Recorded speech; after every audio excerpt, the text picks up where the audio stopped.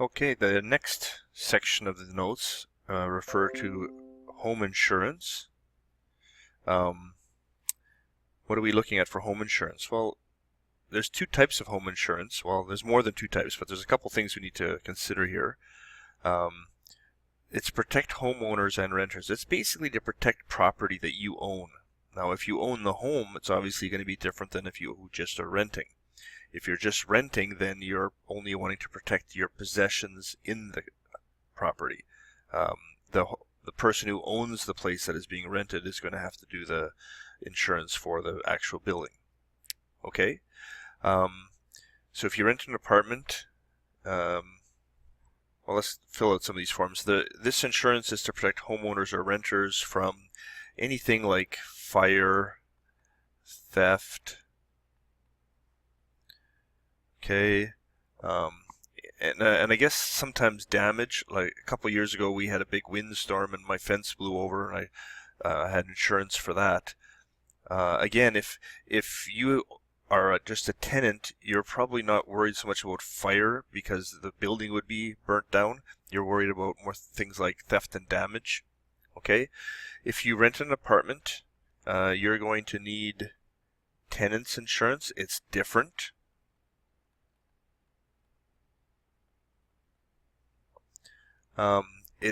This will be only for contents, like things that you own in the property. If you own the house or the condo, then you need homeowners insurance.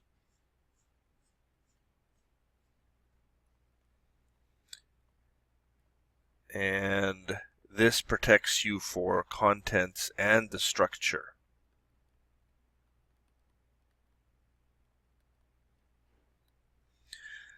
Okay, there's two types of insurance. Comprehensive covers basically everything. I'm not going to say everything. I'm going to say almost everything.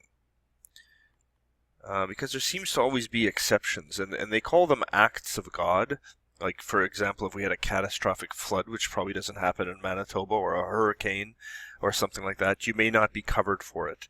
But typically, comprehensive covers anything that could happen in a place like Winnipeg. Okay, standard insurance only covers specific things. So you almost like itemize what you want to cover. Okay, and we'll say cover specific perils. It's a little bit risky because there could be things excluded. The classic example of this is sewage backup. So you might be covered for flood damage, but then your basement gets flooded, but it's not water, it's sewer, and you don't have sewer backup insurance. Okay, there's like little fine, intricate parts of your insurance that you need to be careful of. Okay? If you make a claim, you pay a deductible. So this is unfortunate. So, let's say someone comes in and steals, I don't know, say your computer, and your computer's worth $800. And you want to file an insurance claim because you want that $800 back. Well, the problem is you have to pay a deductible first. And it says here deductibles are between $200,000 and $500,000. Actually,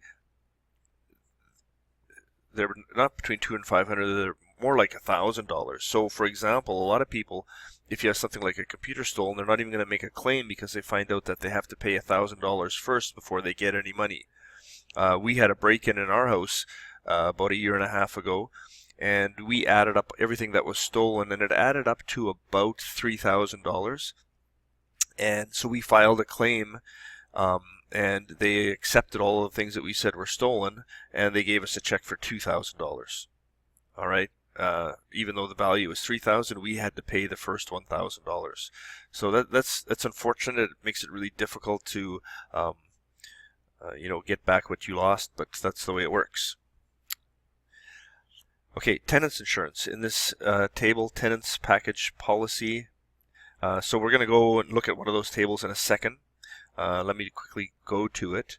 So we have a bunch of tables here. The one that we're looking for is for tenants. So I'm going to scroll through here, and I see here this is for tenants.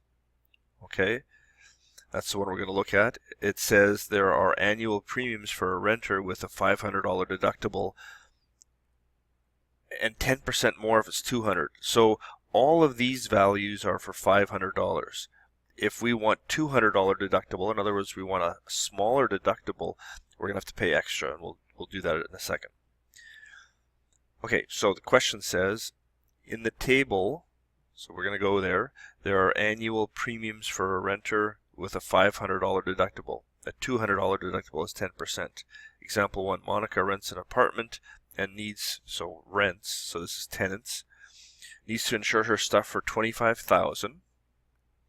So let's go look at this table, and we're looking at $25,000, so we're looking at this coverage amount.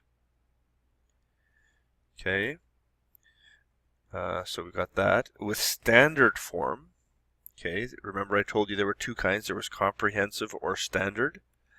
So we're going to look here. Okay, and it says $200 deductible, so we're going to have to add that 10%. Okay, so what do we have here? This looks like $158. So to get $25,000 coverage,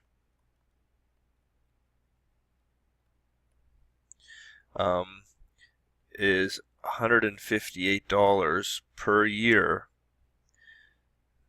but this is a $500 deductible. If we want to change it to $200 deductible, we need to add 10%. So we need to go $158 plus 10% of $158. Well, how do we do that? How do we get 10% of 158? Okay. Well, let's quickly calculate what is 10% of 158. So you'd go 10 over 100 times 158, and this is 15.8. Okay, so I'm going to go 158 plus 15.8, and that gives me $173.80. So this is with a $200 deductible.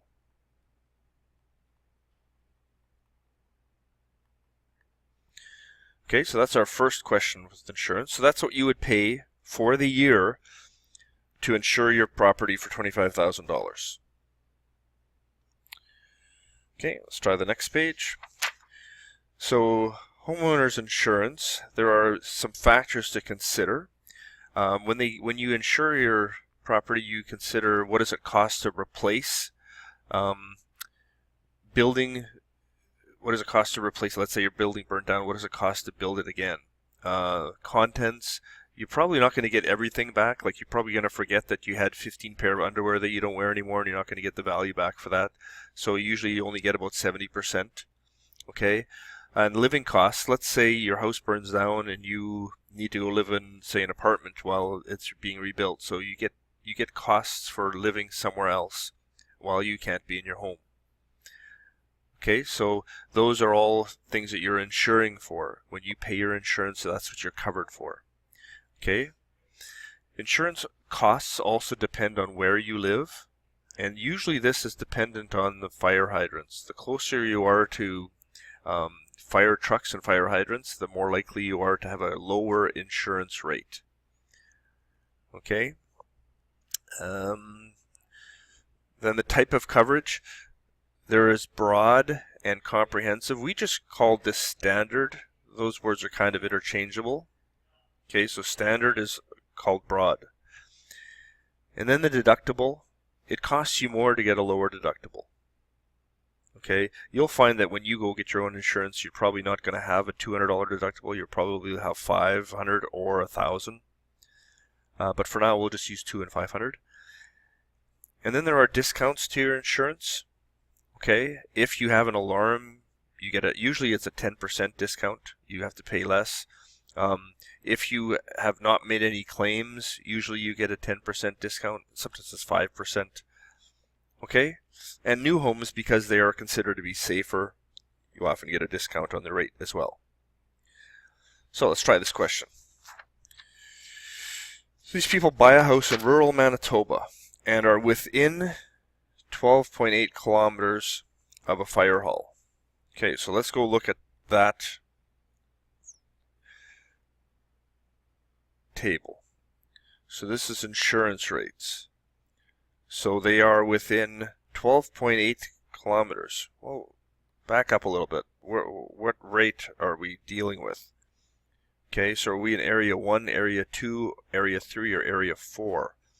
Area 1 is inside Winnipeg.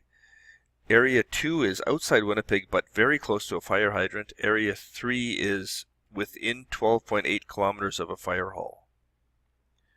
So looking back here, this will be Area 3 because they are within 12.8 kilometers. They're not inside Winnipeg, but they are within 12.8 kilometers of a fire hydrant. Okay? So, where were we? Yeah, so they're within 12.8 kilometers of the fire hall. The house is valued at $90,000. So let's go look, where's $90,000? Right here.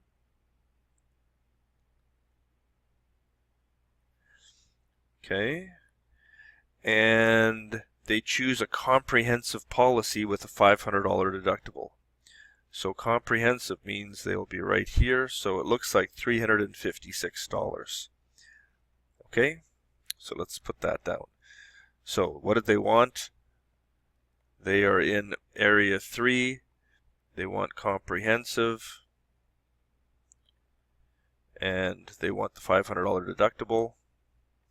So this will cost $356 per year. Okay. A little twist on the question now. You'll see why. So you've bought a home with, okay, this is just the insurance company.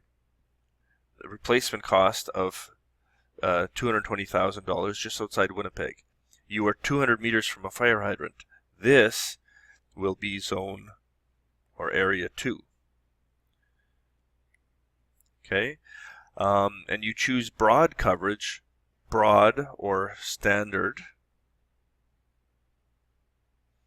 Okay, so let's go back to that table. We want standard, so we're looking here.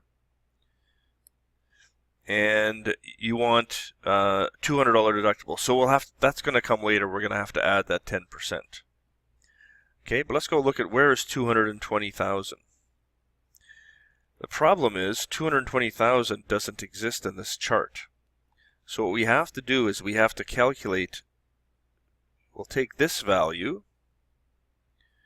okay, and that turns out to be right here, $519. Okay, that's for the first $200,000, and then it says it's an extra $1,000. Sorry, for every extra $1,000, you have to add $275. Okay, so how do we do that? So first of all, we are in Area 2, and we are in standard coverage, and the home is valued at $220,000. Now, the first $200,000 was easy. We looked on our chart, and it said $519. Okay, the problem is, what do I do with the other $20,000? Well, it said for every $1,000 you pay $2.75. So this is per 1,000, and we have 20,000.